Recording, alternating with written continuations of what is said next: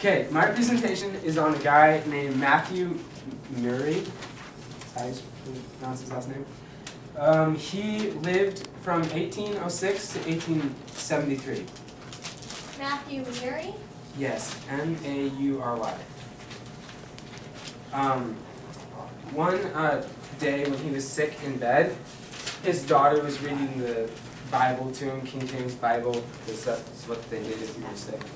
Anyway, and so she read to him, you made him ruler of the works of your hands, the fish of the sea, all that swim in the paths of the sea. And he thought, paths of the sea? You know, like, there's paths on land, and there's roads and all kinds of stuff like that, but how could there be a path in the sea? So he thought, you know, someday I'm going to find these paths of the sea, because if God says they're there, then they must be there. So that's where we get this. But it all started when he was a little boy. He fell out of a tree, and he fell about 45 feet and landed wrong on his back and was left there, and everybody just thought he was dead. And but it turned out he wasn't, and because of the fall, it messed up his back for a little bit, and well, messed up his back, so he couldn't work with the rest of the family and stuff like that. So they just sent him to school. And he got really smart, and he got really good at, you know, like math and navigation, stuff like that. And but what he wanted to do was he wanted to follow his brother and join the Navy, which his dad thought was retarded for some reason. So his father's like, no, you're not going to do that, you know. But he did, of course. He's 19, so he left home, and his father was so mad that he wouldn't say goodbye to him or anything. He's just like, you leave, you're gone, you know. I'm not saying goodbye to you. Anyway, and on the way to the ship he was going to work on, he met his cousin, and back then it was okay if you married your cousin, Braden. Anyway, and so he met her, and they eventually got married later on.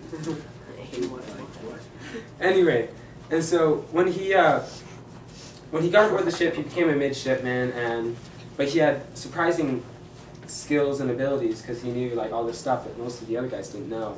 Kind of like Nat and Carry On, Mr. Bowditch. And so he worked on the ship for a while, and then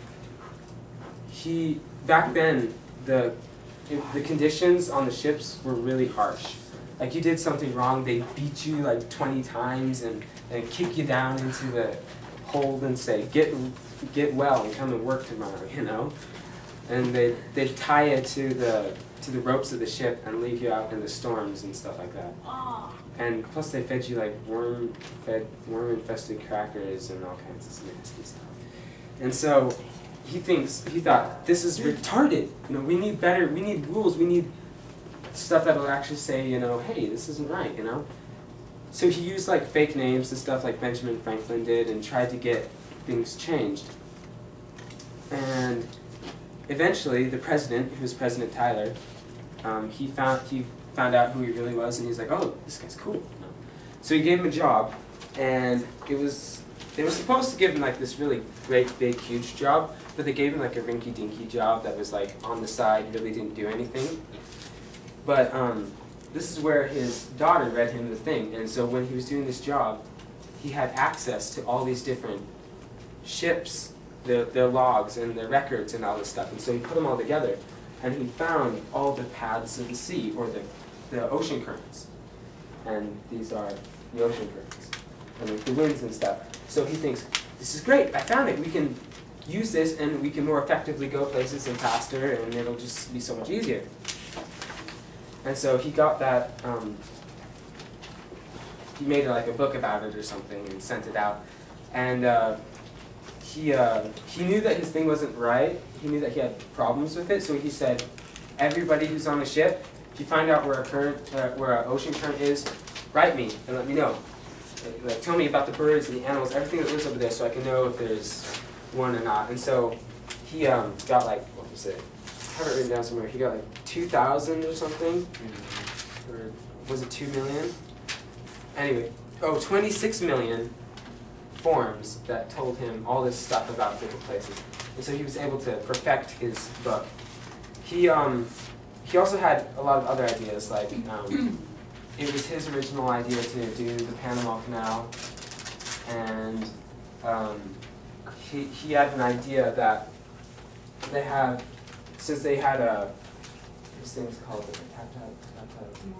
Morse code stuff, they didn't have phones, so his idea was to put one in New York and have it go under the ocean, along the bottom, all the way and come up in London, which they actually made so that they could communicate with London and see what was going on and stuff.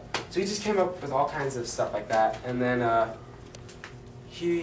Civil War came, and so he was part of the South, and so he, although he didn't like slavery and he opposed it, he still fought for the South because the South was where he was from. He's not going to betray his own country, and so he was the first one to successfully shoot a torpedo at the North, and so he was kind of in charge of the naval stuff for the South, and all the ship captains and stuff got sort of sick of him saying, "You're doing it wrong, fix this, fix that." They sent him over to England for help, and when the war ended, he came back, assuming that everybody would say it's okay because that's what they'd done with everybody else.